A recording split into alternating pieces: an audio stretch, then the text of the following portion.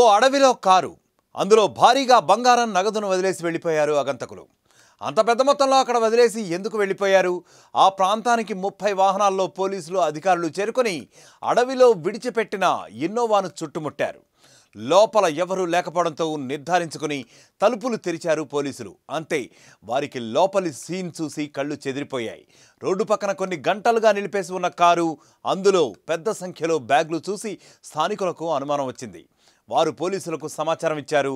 పోలీసులు వచ్చి ఆ కారు డోర్ను బలవంతంగా తెరిచి అందులో బ్యాగుల్లో ఉన్న వాటిని చూసి ఆశ్చర్యపోయారు. అసలేం జరిగింది?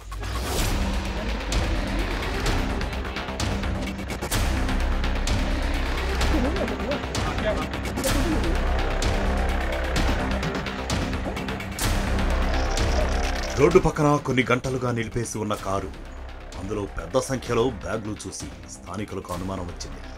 వారు పోలీసులకు సమాచారం ఇచ్చారు. పోలీసులు వచ్చి ఆ కారు డోర్ను బలవంతంగా తెరిచి అందులోని బ్యాగుల్లో ఉన్న వాటిని చూసి అవాక్కయ్యారు. గుర్తు తెలియని వ్యక్తులు రోడ్డు పక్కన వదిలేసి వెళ్లిన కారులో 52 కేజీల బంగారం, 11 కోట్ల రూపాయల నగదు లభించిన ఘటన స్థానికంగా సంచలనం సృష్టించింది. దాదాపు 10 గంటలుగా ఒక కారు రోడ్డు పక్కన నిలిపేసి ఉందని, దాంట్లో చాలా బ్యాగ్స్ ఉన్నాయని పోలీసులకు సమాచారం అందడంతో ఈ కారు ఉదంతం వెలుగులోకి వచ్చింది.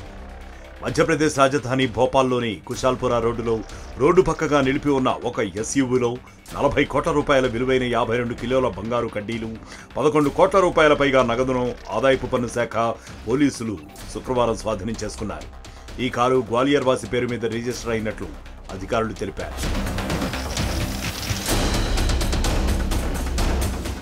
ఆదాయ పన్ను అధికారుల నుంచి తప్పించుకోవడానికి కారులో బంగారం నగదును తీసుకువచ్చి అక్కడ వదిలేసినట్లు తెలుస్తోంది. బంగారం అక్రమ రవాణా జరుగుతున్నట్లు డిసెంబర్ 19 గురువారం రాత్రి సమాచారం అందుకున్న అధికారులు శుక్రవారం ఉదయం అక్కడికి చేరుకున్నారు. తెల్లవారుజామున 2 గంటల సమయంలో కుశాల్పురా రోడ్డులో బ్యాగులతో వాహనం ఉందని, అందులో ఎవ్వరూ లేరని డిపార్ట్మెంట్కు సమాచారం ఉంది.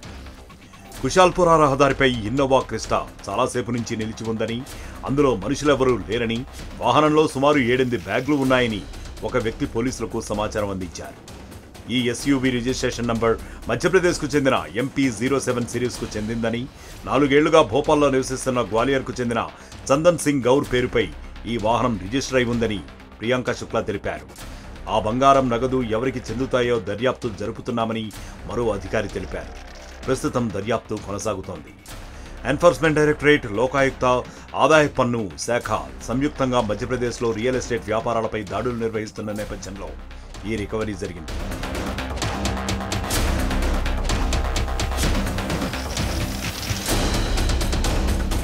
భోపాల్లో రియల్ ఎస్టేట్ రంగానికి సంబంధించిన వ్యక్తులపై ఆదాయ పన్ను శాఖ గురువారం నుంచి దాడులు నిర్వహిస్తోంది.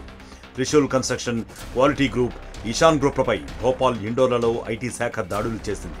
కారులో స్వాధీనం చేసుకున్న విలువైన వస్తువులు వారికి చెందినవేనని అనుమానిస్తున్నారు.